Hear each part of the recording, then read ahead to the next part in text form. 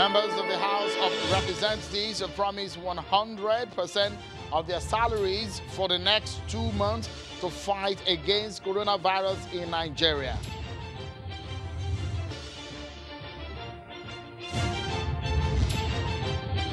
Lockdown in Abuja and Lagos State stares citizens in the face. The pressure of survivor is a key question here, and tonight we dissect those issues citizens are asking right here on the program.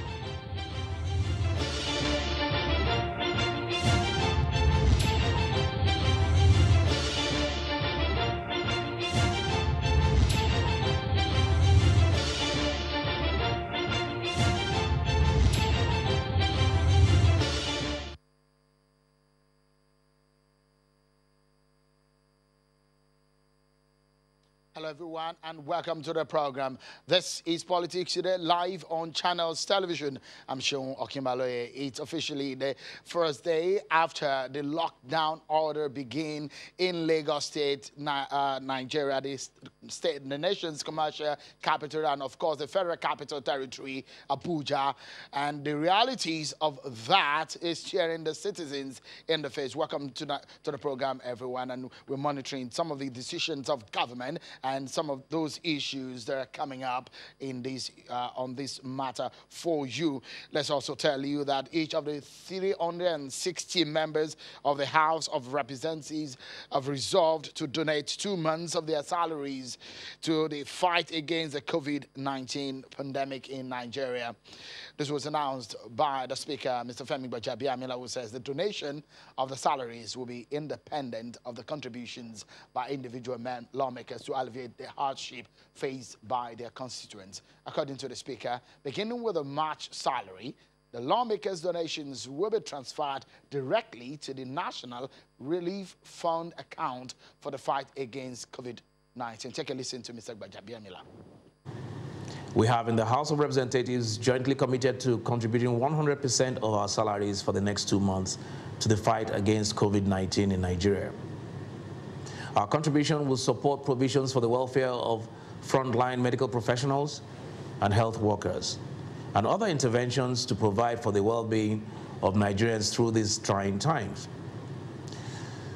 Accordingly, I have directed the Clerk of the National Assembly to see to it that all members' salaries are transferred to the National Relief Fund for this month and the next.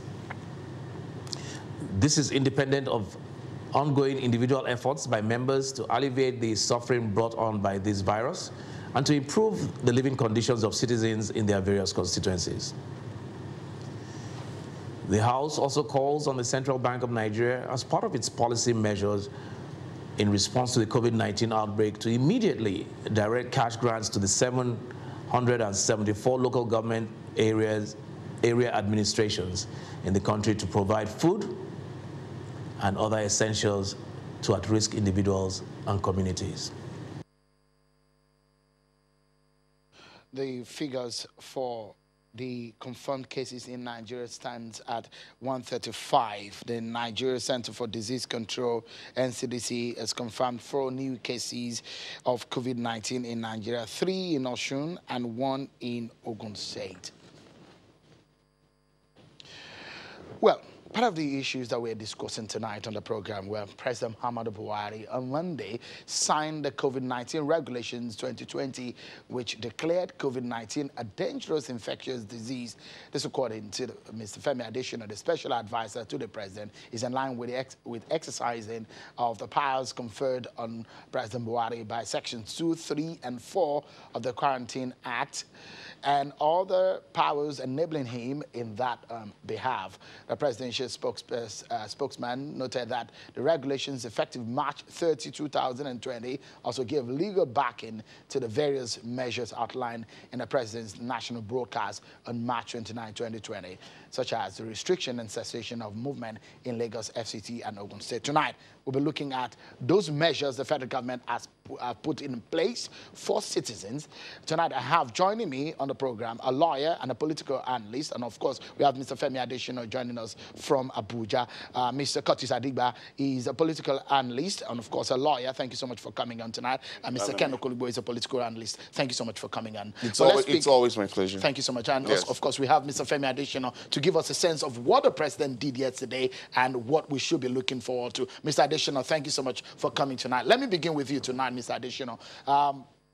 Give us a sense of what the president did yesterday. A lot of people thought that he probably would have signed that before he made the speech. Do you think so? You have Mr. Curtis Adiba there is a lawyer. He will tell you whether it was a signing that should have come before the speech or the other way around. They say, is it the egg that comes first or the chicken? We don't know. But all that we know is that the lockdown took effect 11 p.m. last night. And before that time, the law, which empowered government to do that lockdown, was signed. So that is all that matters. Understand that the governor of Ogun State had asked for a review of that order on those three cities in the country, three states, of course, FCT as the capital, the nation's capital. And we understand that the lockdown in Ogun State might begin on Friday. Give us a sense of what, again, has been reviewed based on the president's address on Sunday. What more do we know and what has changed since then?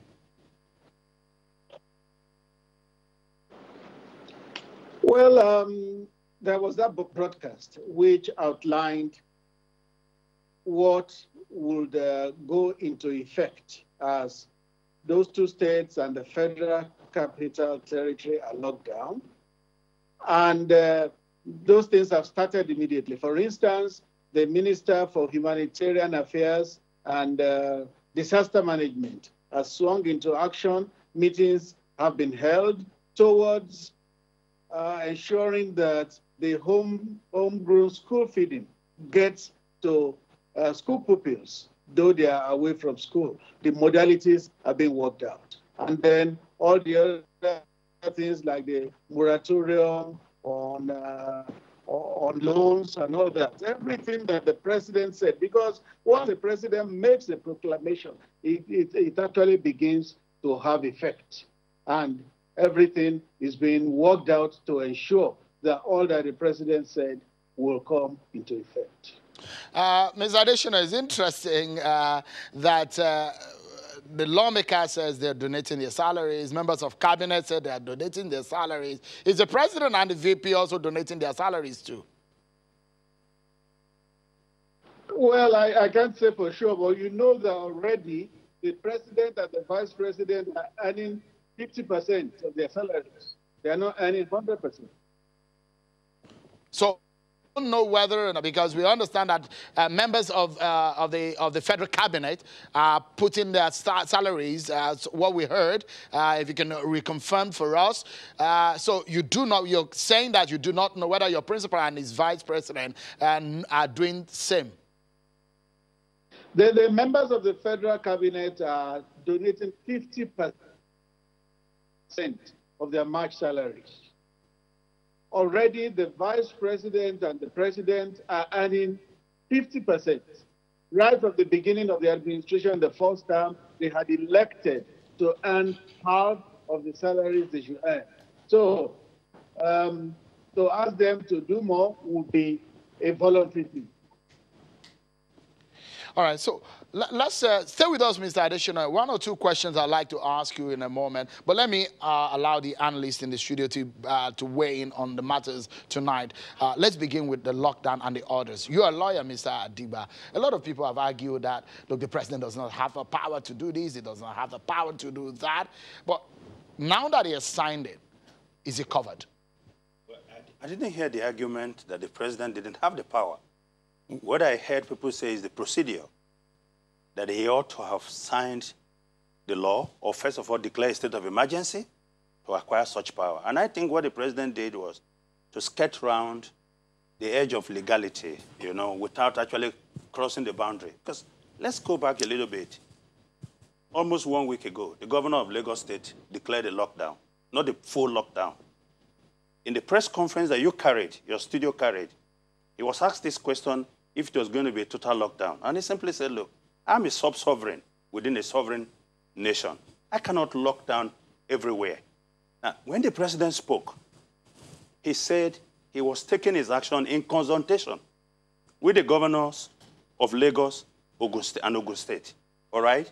And so when I hear the argument about, oh, the president didn't follow the procedure, not that he lacked the power, but he didn't follow the procedure, and the declaration was against the provisions on fundamental human rights. But I want to say to everyone who understands the law that even those provisions themselves are not without limits. They can be limited in certain circumstances or situations, stated clearly in Section 45. One of those conditions, public health. Public health is an issue. And so the president could have done all that. But beyond that, let me ask you a question. We know that there's a right to privacy by every citizen. We all have our right to privacy, right? That means that I cannot invade your privacy without your consent. So let's imagine for a moment that your house is on fire and you don't have the opportunity or the power to invite me to come in. Do I wait for you? Do I just stand by and say, because Shehu did not invite me to come in now and put out the fire, I wait for you to die first? Or what? So it's an emergency. We had a problem. We had a war. Something that was novel. Nobody has dealt with this kind of situation before. And the president has got a job to do. Before he spoke, don't forget that the narrative in town was that the president was not speaking. We had an absentee presidency. Nobody was in charge. But he was collecting data. He just wanted to be sure. And when he made that decision, looking at the data, he pinned down specific areas that were the epicenter, or emerging as the epicenter of the crisis. And then he weighed in with his decision. All right. So I think he's done what is right. All right. Mr. Okoligbo, I mean, the president, in that speech, reeled out palliatives. He said, this is going to happen, this is going to happen, and this is going to take effect in the lockdown, which began effectively yesterday night. Are you impressed so far with the manner in which things have been handled? Well, first, on the issue of the lockdown, I probably think he did what was right by signing the COVID-19 into law. Because if he didn't sign that into law, it was good he signed it before the 11 p.m. Timeline that he gave for the lockdown to begin. This is where, again, I question the advisors of the president, because it looked like an afterthought. But be as it is, it was an emergency, like he rightly said. It wasn't something anybody should be complaining about, because everybody realized that we had to do a total lockdown, especially seeing what was happening in Italy, what was happening in the United States of America. But when you look at the palliatives of the president, you'll be totally disappointed. First, he talked about the home school feeding program. I'm shocked that Femi is actually recurring it. At this point in time, the students are home. We're being told about social distancing. You can't be taking us back to homegrown school feeding programs that every state, a lot of them have been complaining that has not been consistent. You think that cannot work, right? It's definitely not going to work. It looks like a joke, as far as I'm concerned. I watched your program yesterday, and I heard the special advisor saying that 11 million people are on conditional cash transfer. These 11 million people are not known. They've not published the 11 million people. He can't be talking about the conditional cash transfer that we have been criticizing all this while to be a palliative for a novel situation that we have never had.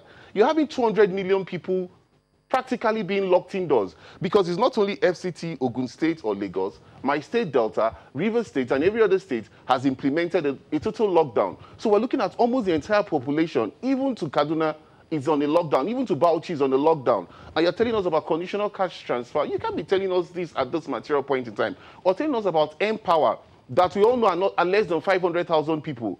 200 million and 500,000. Even myself, personally, I've lost count of the people I gave conditional cash transfer between yesterday and today, because they all wanted to stock up. It wasn't about my business. It was about the fact that also I'm a politician and I have to look at my constituents and fend for them. They came in hundreds, the request I was having. And the minimum anybody can use in giving to anybody now, it's about 5,000 naira, which is what the president is giving in terms of conditional cash transfer. What we expected the president to do, since we have been agitating that he should speak to us, was to tell us, palliatives, such as, okay, you talk of moratorium. How many people are owing Bank of Industry? How many people are owing Bank of Agriculture? How many people are taking the farmers and traders' money? Right. These are the statistics let's take a break that we don't have. That's just a complaint. For you, it is not good enough. It is not good enough at all. Your party, the PDP, yes. Came out to say the president should further reduce the price of fuel from 125 to 80 naira per litre. How feasible is that? We'll discuss some of these issues when we come back from the break, everyone. Join us again. Welcome back, everyone. Let's get back to the conversation. Tonight, we're looking at what the federal government is doing. In fact, some other leaders in the country who are donating their salaries. The House of Representatives today said they are donating 100% of their 2-month salary, beginning with the month of March. What does this mean? The lockdown order of the president, what does that mean? We take it further tonight. And my guest tonight, Mr. Curtis Adigba, is a lawyer and a political strategist. Mr. Ken Okoligbo is a politician, of course. He's a political analyst by training. And Mr. Femi Adesina is the special advisor to the president on media and publicity. Thank you so much, Mr. Adesina. Let me quickly come back to you. There are people who are requesting or saying that what the president announced on Sunday might not be enough, especially those who are not captured in the federal government programs, those who live on day-to-day, day-by-day earnings. Is the federal government thinking, or the president thinking about some of these people? In the broadcast, if you look at the letters of the broadcast carefully, the president said further things will be done to some category of people. So I think we need to wait to know who is involved in that category and what is the thing that will be done. And then one thing I wanted... Go ahead, please. One thing I also wanted to bear in mind was that the president also appealed to Nigerians to be one another's keeper, that we should be our brother's keeper, so that we extend goodwill and favor to one another. Okay, let me come back to... good neighborliness must also come in. If you are blessed, you can help your neighbor. Okay. Is the presidency keeping tabs on some of the donations? If you have an idea of how much we have donated from Nigerians and well-meaning Nigerians or other friends of the country so far, do you have an idea? Yes, the president said all the donations should be routed through the Presidential Task Force. And already you can see that a statement has been issued by Alhaji Aliko Dangote, who is leading the private sector initiative. He has announced that a reputable audit firm, I think it's PricewaterhouseCoopers, has been contracted to audit the funds. So Nigerians can rest assured that the funds will come in, they will be well utilized, and an account will be given after. All right, let's go back. Let me come back to the panel here in Lagos. Mr. Adigba, give me your take on, for example, the PDP saying, look, President, further reduce the price of fuel to alleviate the sufferings Nigerians may be facing within this period to 80 naira per litre. Is that a way to go? Well, I don't know what they have. I don't know the data that they have, but I think the president made a well-measured, fact-based decision. Look, it didn't reduce the price of petrol because PDP asked him to do that. In fact, Nigerians were not asking for it. He saw the need to do that on the basis of the data that he had, you know. And so, if there's a need to do more, he would do more. Not just because the PDP said so, you know, but again, you must understand that the PDP is an opposition party. They've got to take advantage of every situation and pretend at least to be on the side of the people. So, are you worried about those who live on subsistence basis and probably the fear of some people that they may not be captured in some of these programs? I'm worried about every Nigerian right now. I'm worried about everybody. I'm worried about the rich. I'm worried about the poor. I'm also worried about those who struggle to earn a living on a daily basis. But here's the reality. There is no system that can capture everybody, okay? And so you've got different kind of means and methods to reach out to these people. Like I said to someone yesterday, there is no system in the world that can deliver palliatives to over 200, to almost 200 million people in 2-3 days. That's not going to happen. Mr. Okolibo, so yeah. The different levels of government will have to drill down. Individuals, of course, are already chipping in. Like Ken just told us in the studio how he's done the little that he can do. Shenwa, I know you're also doing the little you can. And yeah. we're all doing the little we can all over the country. So, Mr. Okolibo, Yes. Your party is saying, the PDP is saying, Yes. reduce the price of fuel to 18 naira. And they're also talking about the way, manner in which some of these funding should be utilized. What are your thoughts? But I don't think it's about pretense here or just trying to play politics. I'm not here to defend the PDP. We have a very serious situation at hand. If the landing cost of fuel was about 120 naira before now, and you know logistics, the storage, transportation, all got it to 145 naira. It was at the time dollar was 57 for Brent crude. And we all know Brent crude is the same as Bonny Light. So it's only realistically speaking that the same Bonny Light is now selling for $19 per barrel. So if it was $57 and it's now selling for $19, so landing costs, and we all know NNPC is the major importer of petrol. They are the ones also talking about the over-invoice, or they don't want to call it about subsidy anymore.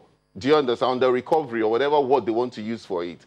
It is only logical that petrol should sell for half of 145 naira, which is between 70 and 80 naira. That is just the logic. So I think Curtis tried to the lockdown. Curtis tried to shy away. Also understand to shy away from that one. No, but basically Ken that's just understand basic logic. That government's top earner is oil. Okay, government have got other responsibilities. No, but at least sell the fuel for us for half of what it is, since the dollar has fallen to $19 a barrel. That's all we are saying. We are not trying to put pressure on Buhari. Buhari, no. We have said he should speak to us. Somebody DM'd me on my Twitter handle, on my Twitter handle at Ken Okolibo. I was like, oh, Ken, why are you defending Buhari? On a particular topic, I was defending Buhari. Look, he's spoken to us. We wanted him to speak to us. But what we are saying now is that people that are going to sit at home for 2 weeks, the bricklayer, the farmer, the trader, the market woman, who are all going to sit at home, send some money. You have their BVN. The ones who don't have their BVN, we're not saying, we're not asking for too much. Just like he has said, we should be our neighbor's keeper. But do you know something? And we are being our neighbor's keeper. But you know something? He's our father. He's the president of the country. How many farmers, daily workers, don't have BVN? If that is even the metric we are going to use to send our party. This should be our closing remarks. Mr. Adesina, in 10 seconds, for those who say that over 40 million Nigerians who are banking, who are captured in the BVN, should be given some money, 10,000. Some people, would you tell the president such a thing? Maybe he can consider that in 10 seconds. I need it, though. Mr. Adesina, please. That will be outside my purview, which is media and publicity. There are those who manage the economy, who do funds-related things. They are the ones, having looked at all the paradigm, who can advise on that. I don't have all the facts and figures. So but what you have is that you have the ears of the president. Maybe you might tell them on Politics Today, that came up as a conversation. Maybe you can consider it. But thank you so much, Mr. Adesina, for coming on tonight. Mr. Ken Okolibo and Mr. Adigba, thank you so much for your thoughts tonight. Thanks for having us. Thank you so much. Whatever way you are spending your lockdown period, know that this fight is what we can win together as a people if we stick to those procedures. Thank you so much, everyone, for watching. I'm Sean Okimaloye. Bye-bye.